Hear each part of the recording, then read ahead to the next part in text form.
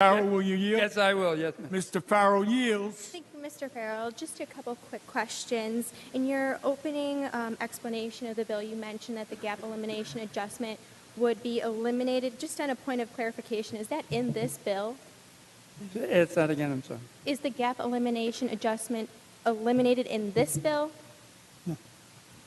Not in this bill. Okay, thank you for that clarification. And one more question regarding the STAR exemption. Will the advanced tax credit checks be sent directly to homeowners? Yes. Yes. Okay, that's all. Thank you. On the bill? Okay, thank you. On the bill, Ms. Wozniak. Thank you. Is many new home buyers and as home buyers are seeking a new home, for many of them, the consideration of the STAR exemption is very, very important to them. Many home buyers understand that it takes a significant investment to buy a home, and especially if there's repairs involved, it can really deplete savings. So especially for that year or two following a home purchase, they could very well be living paycheck to paycheck until they recoup their savings. So it is a great consideration. I think that's part of the reason why the STAR program has been so successful in New York State. And for many people, in order for home buying to be affordable, they have a mortgage. And part of having a mortgage is that you have an escrow. And so when a home buyer is considering how much their mortgage and their home is going to cost, they look at the monthly payment. And with this program, by not allowing people to have these new the exemptions taken out of their escrow amount, it really makes home purchasing much more expensive and perhaps will allow people not to be able to afford purchasing a new home or have to be forced into buying a home of a lesser value. And I think that's really unfortunate and not the direction that we should be going in. And as we've heard before, I just would like to comment that I think that this really just is a budgeting scheme where we're really putting all of our taxpayers and home buyers at a disadvantage just for the sake of making it easier for budget planning. And I think that's really, really wrong. And we have about 400,000 people that are leaving our state every year. And I think this just gives people another reason to leave our state because this really overcomplicates the process of buying a home and getting the money back. It's really quite silly. And it's really just a huge disappointment. Thank you, Mr. Speaker. Thank you. Mr. Noje. Thank you, Mr. Speaker. Will the sponsor yield? Will you yield, Mr. Farrell? Yes, I will. Sponsor yields. Mr. Chairman, I just have a simple question. My understanding is that if you average out the farm workforce tax credit, it comes to about 12% on every additional dollar that they will be spending on their farm labor. Is that correct? No. I'm sorry. We don't believe that's the case. No. What is the number?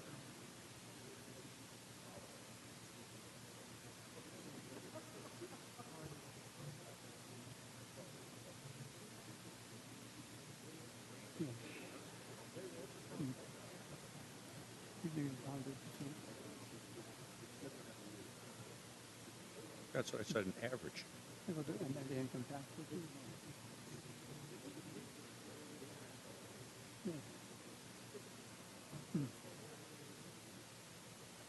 They believe that when we're finished, it will be 100%. In other words,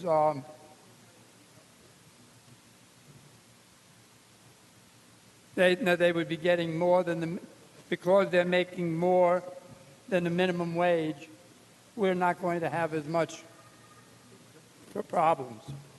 Well, now I guess I'm really confused. Welcome If to the numbers here that we understand are for 2017, it'll be $250 per farm employee. So if they are required to get an incremental amount for over what they're currently making, how does that work out to I mean, they're going to be making a lot more than $250 No, what a year. what we're thinking, I said before, is not everybody is making $9. And we think as you go into it, you'll hit people maybe who are at 11, and when we get to that point, we'll hit them and they go up. So at 9%, at $9 going up to $9.70, we may not run into that much because we think the farmers are not cheapskates and they do pay the workers. Again, I just want to make sure we're clear. We're on the record here, and there are going to be a lot of people reviewing this discussion. If we go from Really? $9 up to a higher level, and you only get a $250 per year credit for that employee, by our calculations, and correct me where I'm wrong here, that's only about a 17%. And it, over the years, goes down to about 10%. So average it out, about a 12 to 14% recoupment of the additional cost that we are requiring farmers to pay. Mm-hmm.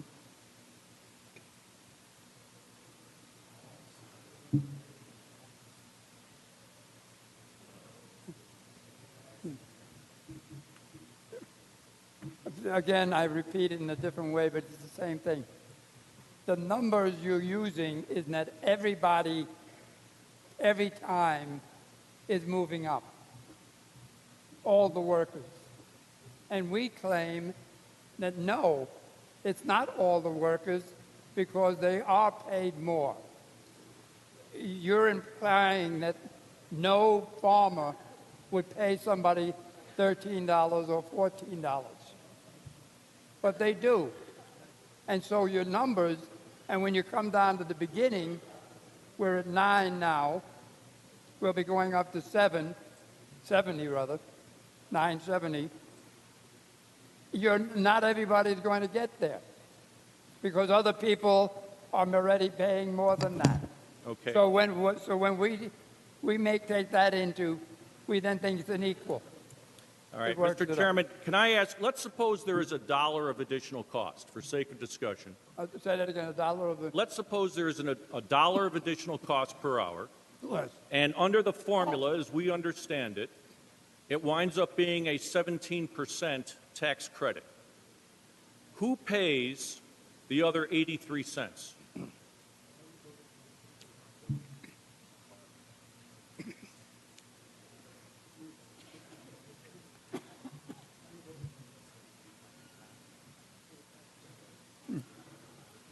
Again, it's a different way that you'd make your checking. And we do it against the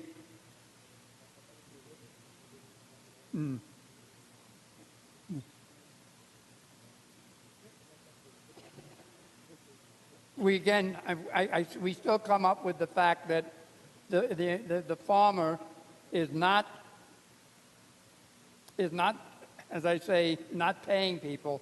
So the balance comes from the fact that we're doing things and they're not having to move because they're paying above the number. Well, if they're paying another dollar to that employee, the cash has to come from someplace. But no. You're offering No, but 17 cents back on that dollar. Where is the rest of the money coming from? He bought a Cadillac with it.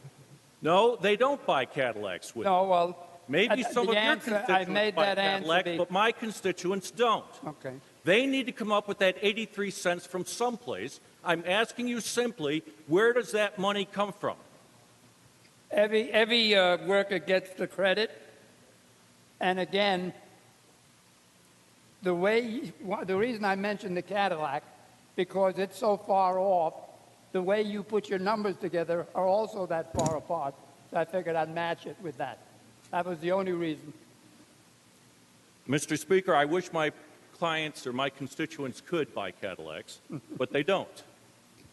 In fact, are you familiar with the concept of a hundredweight of milk? Or what? A hundredweight of milk. Yeah, I know a little about it. A friend of yours from your side took me to a farm one day. And I do you still know haven't what the gotten out of current my price clothes. is for a hundredweight of milk that's being gained by an average farmer in upstate New York? Yes. What would that be? No, I'm sorry. Ask me the question again. All right, let me tell you, it's about $14. Do you know what the No. production Ask me. cost I is? didn't hear the question. I'm sorry. Do you know what the cost is of producing a hundredweight of milk? No, I don't. And do you know what they are currently receiving for their hundredweight of milk? No, I heard somebody say 16 earlier. Are but you I'm- familiar with how much money the average farmer in upstate New York is losing this year in the milk business? No, I'm not. Thank you, Sponsor. But I do know we helped them when we made sure that their property tax was 20% less, and we did that 2 years ago because we too understand how it's important to have good farmers and farmers that are happy. But One last question, Mr. Chairman. If we are giving an average of 17%, going down to about that's 6%, your number, yes. that's an accurate number, Yeah. down to about 6%, why are we giving a 30% credit to Hollywood millionaire producers making films in New York City? Good Could you question. tell me, where do these numbers come from? Why are we giving 10 to 12% to our family farmers when we're giving 30% to Hollywood millionaires? Again, it goes back to other questions. Our movies, we always have to deal with the question of whether we get the work that they bring or do they go elsewhere. So you know that also. So we do it for that reason. And I to complain- do know, Mr. Chairman, that Hollywood millionaires give a lot of campaign contributions compared to farmers. Well, I won't go wonder there. whether or not that went into computing these calculations. You're going to wake up my side. Don't do that. Okay. Thank you, Mr. Chairman. Thank you, Mr. Chairman. Mr. Speaker, on the bill. On the bill, Mr. Nojay. A wise man once said that you are entitled to your own opinions, but not to your own facts. The facts are these. New York State's largest industry is agriculture, and yet, over the past decades, we have lost hundreds upon hundreds of family farms, largely because of things that government has done to them. They currently operate under more regulations, more rules, more restrictions than farmers in any other state in the country, including farmers operating in California. And for that reason, they are losing money on every hundredweight, which is 100 pounds of milk. It is the standard by which milk is sold, and they cannot increase their prices. I get tired of hearing the comment about how Henry Ford increased the wages to his labor. Well, you know what? Henry Ford could increase the cost of a car. Our farmers cannot increase what they get for their milk. It is determined by a government-determined formula. So once again, we're looking at an entire industry and saying you need to spend more money on your labor, which is 63% of their cost, but you cannot recoup that. So what do? The governor, to save face, comes up with something dandly called the Workforce Retention Tax Credit.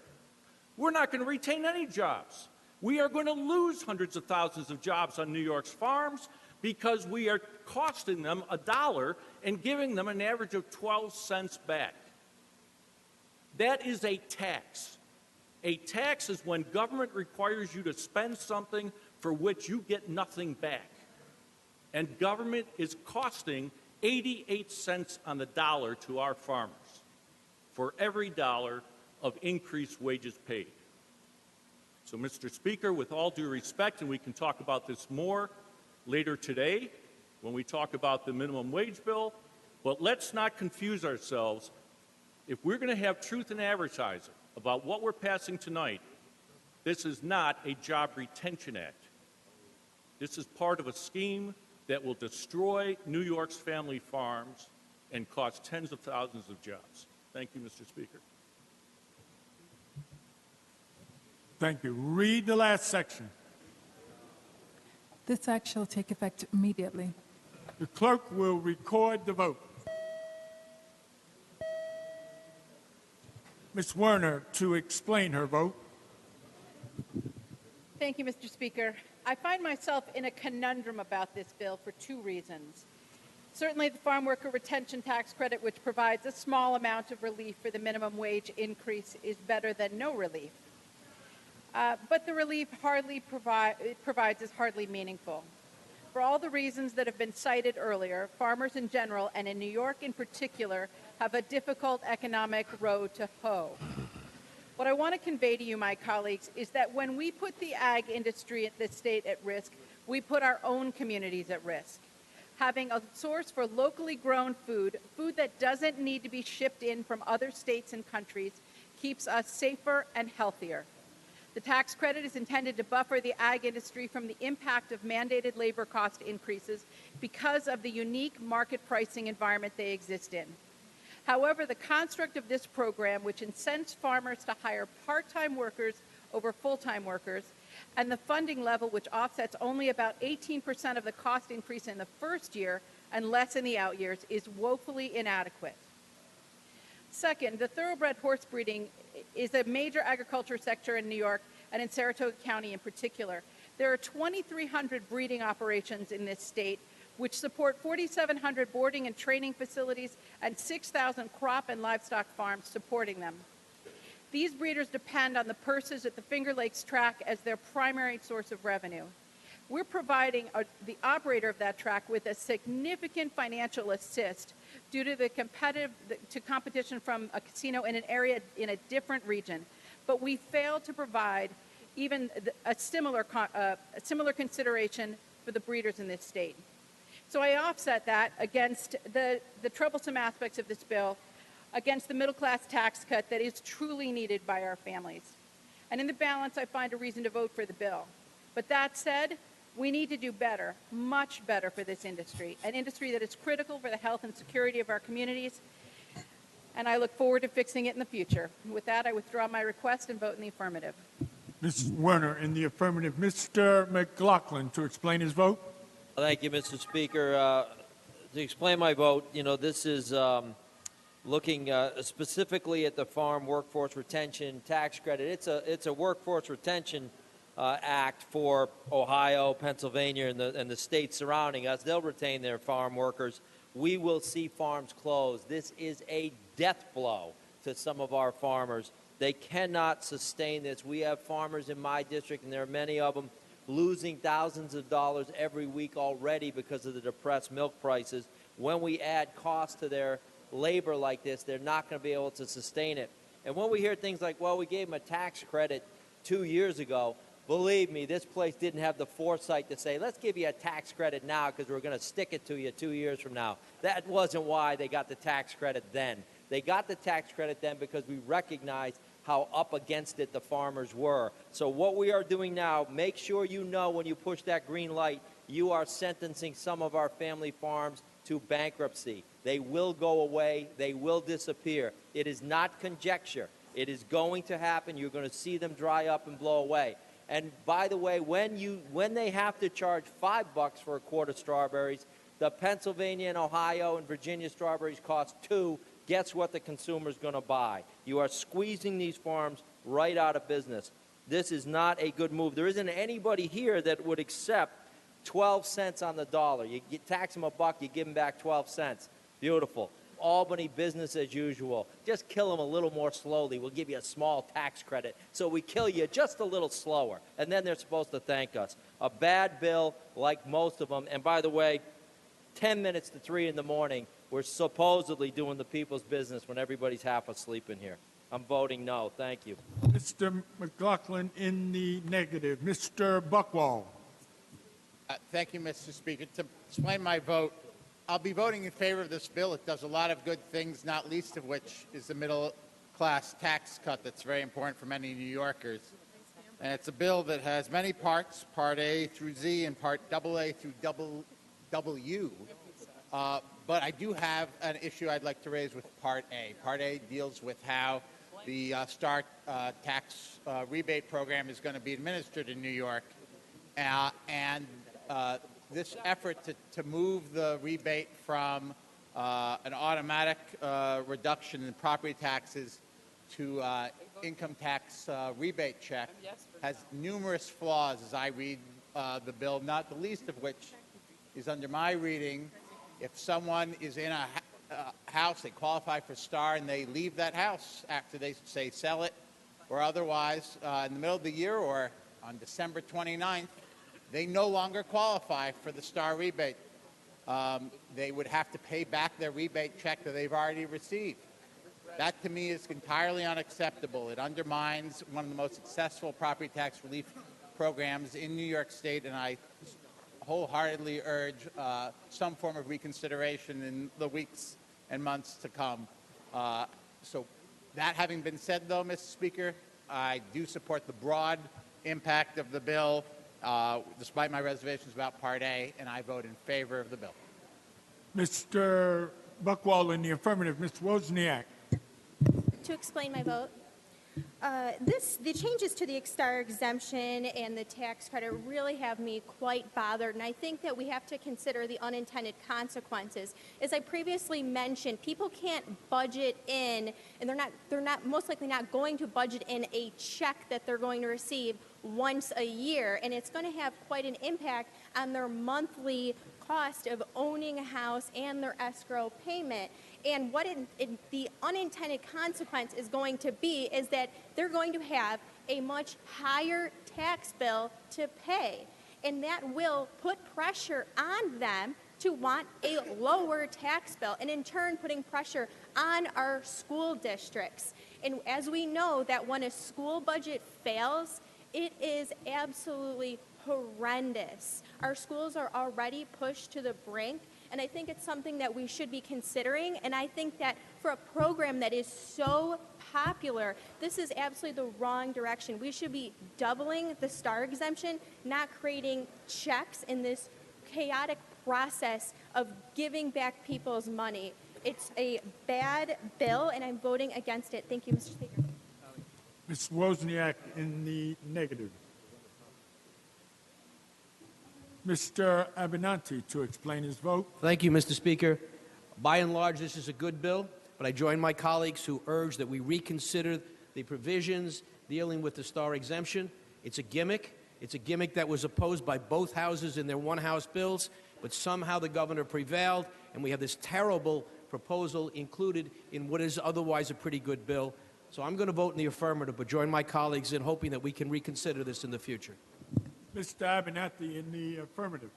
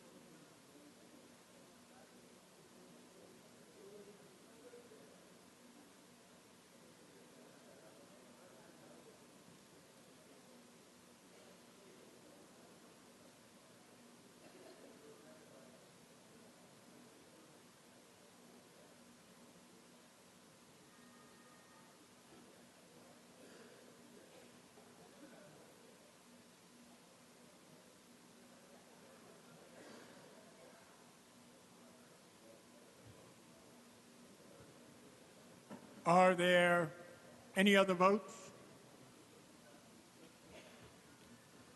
Announce the results. Ayes 114, noes 20. The bill is passed.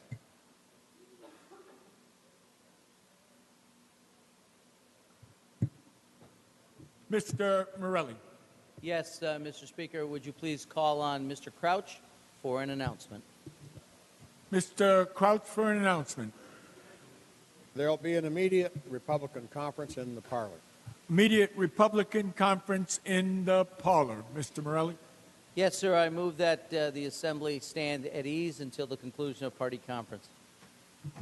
The Assembly will stand at ease.